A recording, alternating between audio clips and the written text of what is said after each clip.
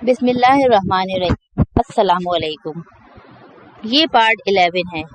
मोअज़्ज़िज़ ख़वातीन व हज़रात, आज हम आपके लिए किताब ला रहे हैं बिलाल रज़ियल्लाहु ताला अन्हु।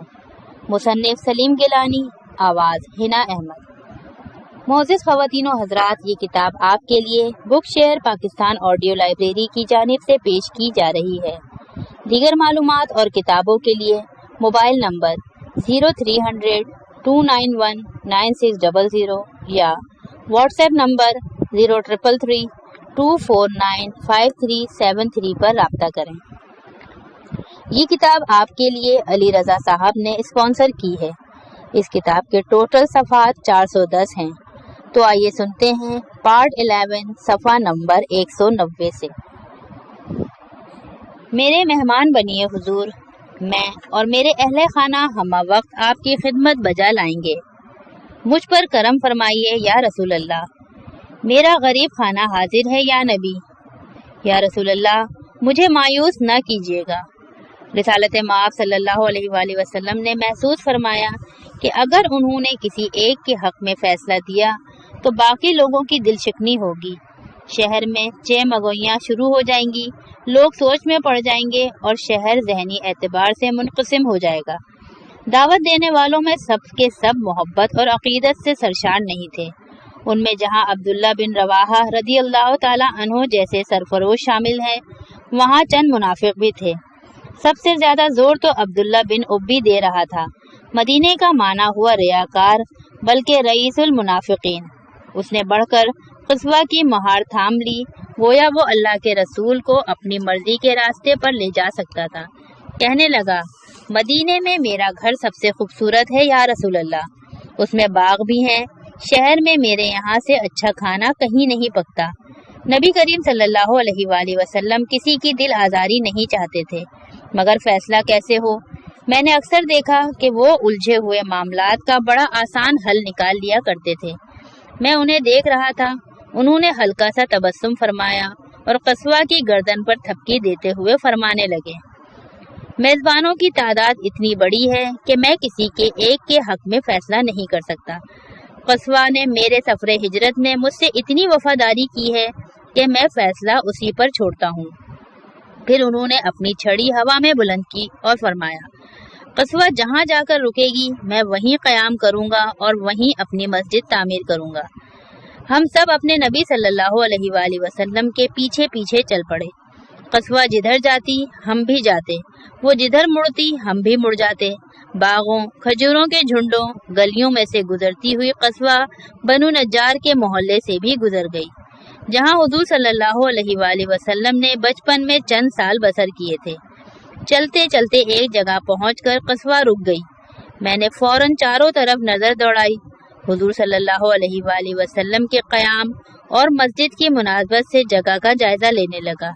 क़स्वा कुछ देर वहाँ खड़ी रही, ज़मीन पर पड़ा एक पत्ता खाया, इधर उधर देखा, कुछ सूंघा, अपनी टांग को खुजलाया, एक कदम पीछे हटी, फिर बैठने के लिए अपनी टांगें दोहरी की, मगर हुज़ूर सल्लल्लाहु अलैहि वसल्लम नीचे नहीं उतरे।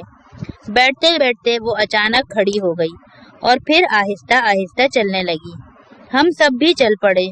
इतने में पीछे से मेरे कान में आवाज़ आई। मुड़ के देखा तो अब्दुल्ला बिन उब्बी था जो कह रहा था। वो मेरी तवक्को से ज़्यादा होशियार निकले। ऊँटनी के फैसले से किसकी दिल आज़ारी हो सकती है। क़स्वा 2 कदम चलती थी तो मैं 4। जब तक दुनिया कायम है क़स्वा जिंदा रहेगी। उस वक्त भी जब लोग सिकंदर आज़म के घोड़े को भूल चुके थे, जब किसी को याद भी नहीं होगा कि एक इंसिटेटस नामी घोड़ा भी था जिसे कैलिगुला ने रूम का सेनेटर बना दिया था, इसलिए कि क़स्वा मोहम्मद सल्लल्लाहु अलैहि वसल्लम की ऊँटनी थी जिस पर उन्होंने हिजरत फरमाई थी। सफ़ेद रंग, सोचती हुई आँखें, बड़े बड़े नथने, सुता हुआ जिस्म।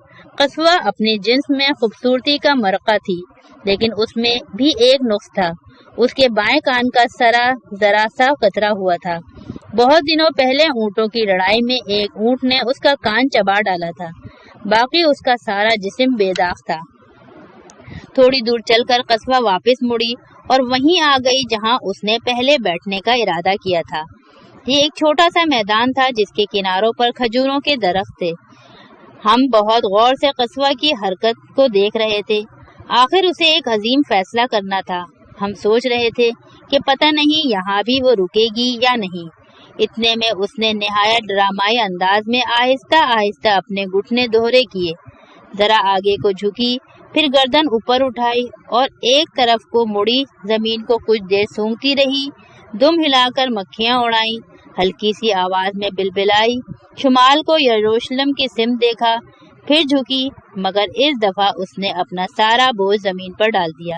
اس بار حضور صلی اللہ علیہ وآلہ وسلم نیچے اتر آئے اور انہوں نے بآواز بلند اعلان فرمایا، میں یہاں رہوں گا، یہیں میری مسجد بنے گی اور یہیں میں دفن ہوں گا۔ قصوہ جس جگہ بیٹھی تھی وہ بنو نجار کے محلے کا ایک احاطہ تھا۔ بنو نجار محمد صلی اللہ علیہ وآلہ وسلم کے ننیالی تھے۔ حضور صلی اللہ علیہ وآلہ وسلم کے دادا عبد المطلب کی والدہ اسی خاندان سے تعلق رکھتی تھیں۔ وقت گزرنے کے ساتھ یہ رشتہ قائم رہا۔ آپ صلی اللہ علیہ وآلہ وسلم کے چچا عباس جب کبھی تجارت کے سلسلے میں شمال کا سفر کرتے تو مدینے میں اپنے خاندان کے ساتھ چند روز ضرور قیام کرتے۔ سید الانبیاء قصوہ سے اترتے ہی اس احاطے کے طول و عرض کو نہایت غور سے دیکھنے لگے۔ ان کے ساتھ انہیں مدینے میں خوش آمدید کہنے والے مسلمانوں کا ایک ہجوم تھا، مگر یوں لگتا تھا کہ اس وقت وہ سب کی موجودگی سے بے نیاز بالکل تنہا ہیں، گہری سوچ میں ڈوبے ہوئے چاروں طرف نظریں دوڑا رہے ہیں۔ اس احاطے میں ایک طرف ایک پرانے ٹوٹے پھوٹے گھر کا ملبہ پڑا تھا، اس کے سامنے ایک کھلا ہوا ہموار میدان تھا جہاں کھجوریں سکھائی جاتی تھیں۔ اس میدان کے دوسری طرف ایک گوشے میں چند پرانی قبریں تھیں اور اس طرف قصوہ جہاں بیٹھی تھی ایک چھوٹا سا احاطہ تھا جو بنو نجار کے محلے کی مسجد کے طور پر کام آتا تھا۔ اس میں 20-25 نمازیوں کی گنجائش تھی۔ جگہ جگہ کھجوروں کے درخت لگے ہوئے تھے، کہیں کہیں خاردار جنگلی جھاڑیاں اگی ہوئی تھیں۔ سب کی نظریں حضور صلی اللہ علیہ وآلہ وسلم کے روئے مبارک پر جمی ہوئی تھی۔ ہر شخص خاموش تھا۔ وہ احاطے کا جائزہ لے چکے تو انہوں نے ہجوم سے نظریں ملائیں۔ ایسے محسوس ہوا جیسے یکایک وہ کسی خواب سے چونک کر بیدار ہوئے ہیں۔ حاضرین نے انہیں اپنی طرف متوجہ دیکھا تو سب ایک ایک 2 قدم ان کے قریب آ گئے۔ آپ نے دریافت فرمایا کہ یہ جگہ کس کی ہے؟ ایک شخص نے جواب دیا کہ رافع بن عمرو کے بیٹوں سہل اور سہیل کی ملکیت ہے۔ رافع وفات پا چکے ہیں اور یہ دونوں یتیم بھائی خزرج کے سعد بن زرارہ کی سرپرستی میں ہیں۔ یہاں یہ نماز کی جگہ سعد نے بنا رکھی ہے۔ سعد کچھ فاصلے پر کھڑے تھے، اپنا نام سن کر آگے بڑھے تو آپ نے انہیں اپنے پاس بلا لیا اور فرمایا کہ اس احاطے کے وارثوں سے اس کی قیمت طے کروا دیں۔ سہل اور سہیل بھی وہیں موجود تھے۔ فوراً مجمع سے نکل کر رحمت عالم صلی اللہ علیہ وآلہ وسلم کے سامنے آ کھڑے ہوئے اور نہایت ادب سے کہا، اے اللہ کے رسول صلی اللہ علیہ وآلہ وسلم، یہ جگہ ہم آپ کی نظر کرتے ہیں، ہمیں کوئی معاوضہ نہیں چاہیے۔ حضور صلی اللہ علیہ وآلہ وسلم نے یہ سن کر خوشی کا اظہار فرمایا، مگر ان کے نزدیک مسجد نبوی اور نبی کی مستقل جائے سکونت، جسے پہلی مملکت اسلامیہ کا مرکز و محور بننا تھا، کسی کا عطیہ نہیں ہونا چاہیے تھا۔ ہجرت وہ سنجیدہ اور تاریخ ساز واقعہ تھا کہ آپ نے ابو بکر کی بے حد مخلصانہ اور مؤدبانہ درخواست کے باوجود قصوہ کی قیمت ادا کرنے پر اصرار فرمایا تھا۔ چنانچہ سعد کی مدد سے احاطے کی قیمت طے کر کے چکا دی گئی۔ پہلی بیعت عقبہ کے بعد جب مصعب بن عمیر کو مدینے کے 9 مسلموں کو قرآن سکھانے کے لیے مدینے بھیجا گیا تھا تو سعد بن زرارہ رضی اللہ تعالی عنہ نے انہیں مہمان رکھا تھا۔ سعد رضی اللہ تعالی عنہ اس بیعت سے 1 سال قبل مکے میں مشرف با اسلام ہوئے تھے۔ اس وقت مدینے کے صرف 6 لوگ اسلام لائے تھے جو سب خزرج کے تھے۔ قیمت کی ادائیگی کے دوران میں ابو ایوب خالد رضی اللہ تعالی عنہ قصوہ کی طرف بڑھے اور اس پر لدا ہوا سامان اتار کر اپنے گھر لے گئے جو اس احاطے سے بالکل متصل تھا۔ یہ وہی ابو ایوب تھے جنہوں نے دوسری بیعت عقبہ میں اپنے قبیلے والوں میں سب سے پہلے بیعت کی سعادت حاصل کی تھی۔ اس وقت بھی چند لوگوں نے رسول کریم صلی اللہ علیہ وآلہ وسلم کو اپنے یہاں قیام کی دعوت دی۔ لیکن انہوں نے مسکرا کر فرمایا کہ انسان کو اپنے سامان کے ساتھ ہی رہنا چاہیے۔ یہ کہہ کر وہ ابو ایوب کے ہمراہ ان کے گھر تشریف لے گئے، جہاں ابو ایوب نے اپنے مکان کی نچلی منزل ان کے لیے خالی کر دی اور خود اوپر کی منزل میں منتقل ہو گئے۔ سعد بن زرارہ رضی اللہ تعالی عنہ کا گھر بھی قریب تھا، وہ قصبہ کو اپنے گھر کے احاطے میں لے گئے۔ تعمیر مسجد۔ دوسرے دن فجر کی نماز ختم ہوتے ہی ہم لوگوں نے کام شروع کر دیا۔ ہر شخص کا چہرہ جذبہ ایمانی سے دمک رہا تھا۔ اللہ کے رسول صلی اللہ علیہ وآلہ وسلم نے خود ایک نیزے کی نوک سے زمین پر مسجد کی حدود کھینچ دی۔ کھجوروں کے درخت قدرتی طور پر نہایت مناسب فاصلوں پر لگے ہوئے تھے۔ معلوم ہوتا تھا اللہ تعالیٰ نے انہیں اسی مقصد کے لیے اگایا تھا کہ وہ ہماری مسجد کے ستونوں کا کام دے سکیں، اور ظاہر ہے اللہ تعالیٰ ہی نے قصبہ کی مہبری فرمائی تھی، جس کے نتیجے میں اس جگہ کا انتخاب ہوا تھا۔ حضور صلی اللہ علیہ وآلہ وسلم نے اپنے دست مبارک سے حدود مسجد کا تعین فرمایا تو یوں لگا جیسے مسجد ہمارے ذہنوں میں تعمیر ہو گئی۔ اب صرف یہ کام باقی تھا کہ جو مسجد ہمارے ذہنوں میں بن گئی تھی اسے زمین پر منتقل کر دیں۔ ہم لوگ دیوانہ وار کام میں جٹ گئے۔ ہر شخص کام میں ایک دوسرے پر سبقت لے جانے کی کوشش کرتا دکھائی دیتا تھا۔ ہماری خوشی کی کوئی انتہا نہ تھی۔ ہم نے اینٹیں بنائیں، پتھر ڈھوئے، لکڑی چیری، گارا ملایا، جھاڑ جھنکار کاٹے، زمین کو ہموار کیا، بنیادیں کھودیں، سیڑھیاں بنائیں، ان پر چڑھ چڑھ کر اینٹ گارا اوپر پہنچایا، رسے باندھے، ٹھوک پیٹ کی، اور سب کچھ اس خوش دلی کے ساتھ کہ ہمیں لگتا تھا ہم کام نہیں کر رہے، رقص کر رہے ہیں۔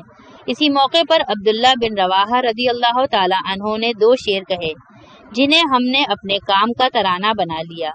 خود نبی صلی اللہ علیہ وآلہ وسلم بھی ہمارے ساتھ صدا بلند کر رہے تھے۔ وہ شعر کچھ یوں تھے: نیکی وہی جو روز قیامت کو ہو شمار، تو سب کا مددگار مہاجر ہو کے انصار، ہے زندگی تو اصل میں عقبہ کی زندگی، انصار و مہاجر تیری رحمت کے طلبگار۔ سرور دو جہاں صلی اللہ علیہ وآلہ وسلم اس کام میں ہمارے ساتھ برابر شریک رہے۔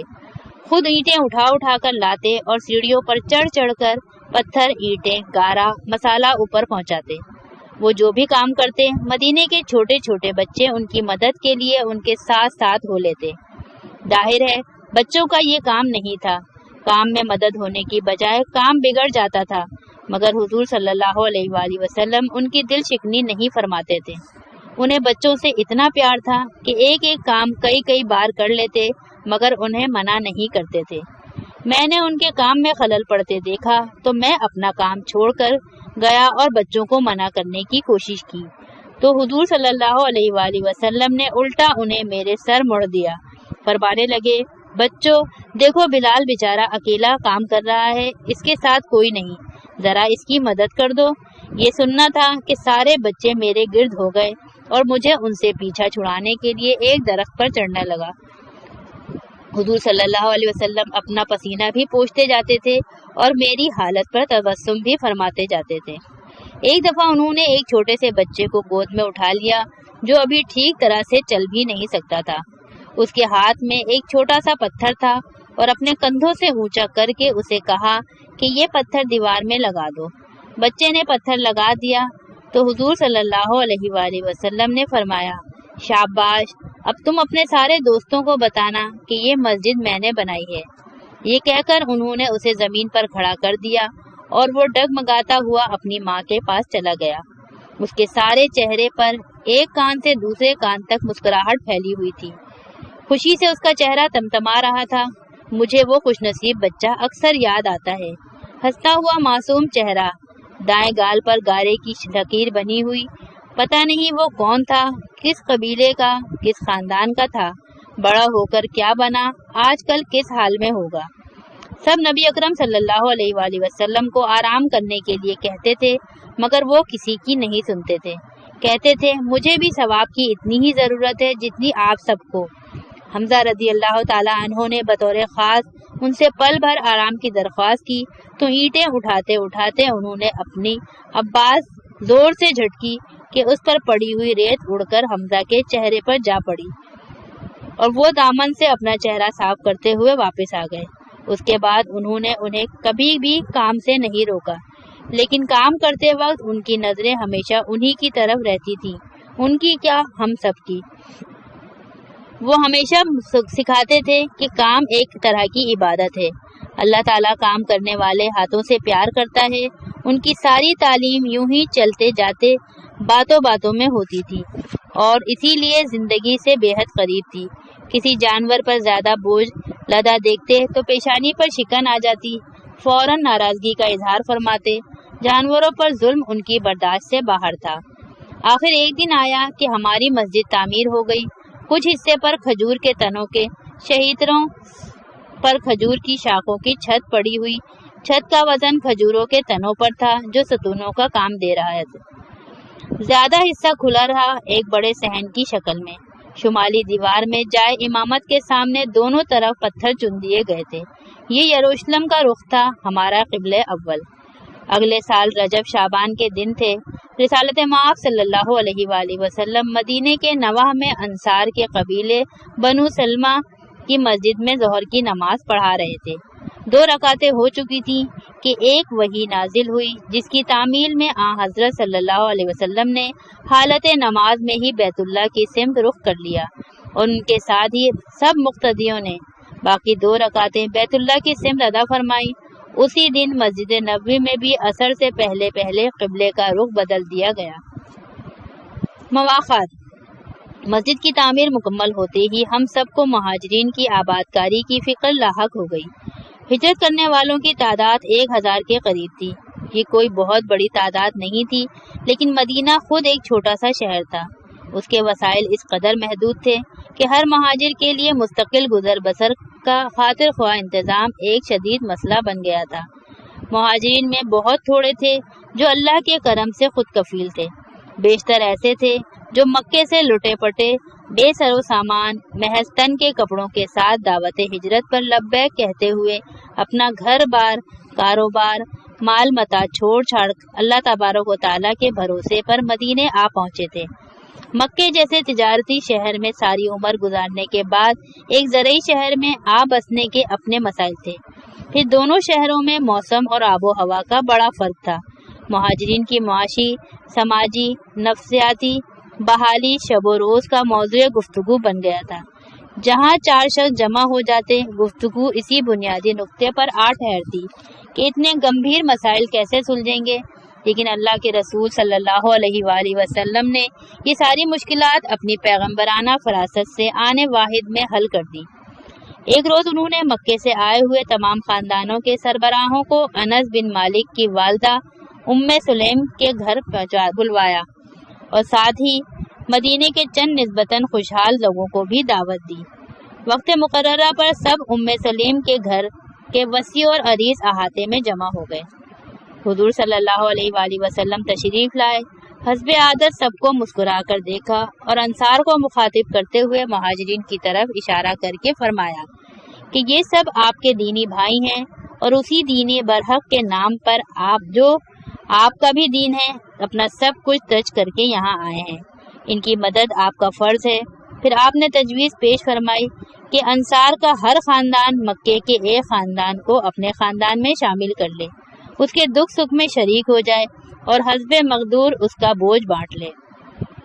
مواخات کا یہ فیصلہ اسلام کے سبق اخوت کا سب سے بڑا عملی مظاہرہ تھا، جس نے دنیا نے آج سے پہلے اس پیمانے پر کبھی نہیں دیکھا تھا، اور یہ شرف ام سلیم کے حصے میں آیا کہ سرور کائنات صلی اللہ علیہ وآلہ وسلم نے اس عظیم تاریخی فیصلے کے لیے ان کے گھر کا انتخاب کیا۔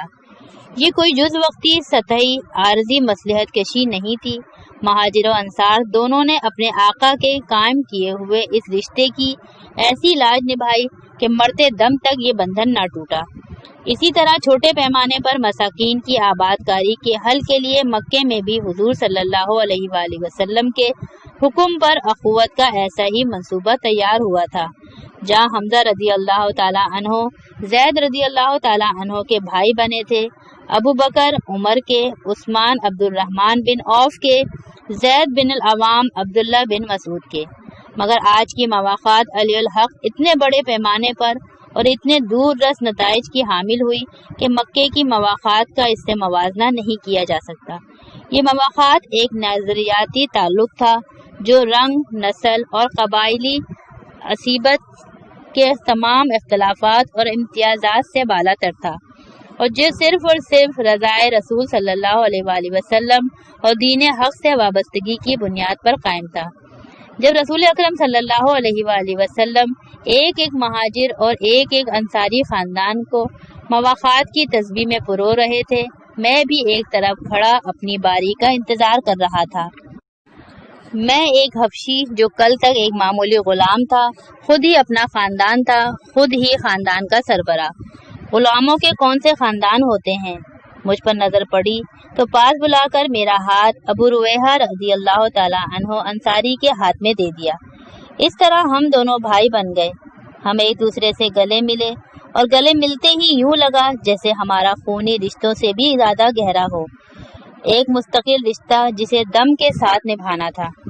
مواخات کا یہ مطلب ہرگز نہیں تھا کہ مکے کے مہاجر اب اپنا سارا بوجھ مدینے والوں پر ڈال کر بے فکر ہو جائیں گے اور مفت خور مہمانوں کی طرح زندگی بسر کریں گے۔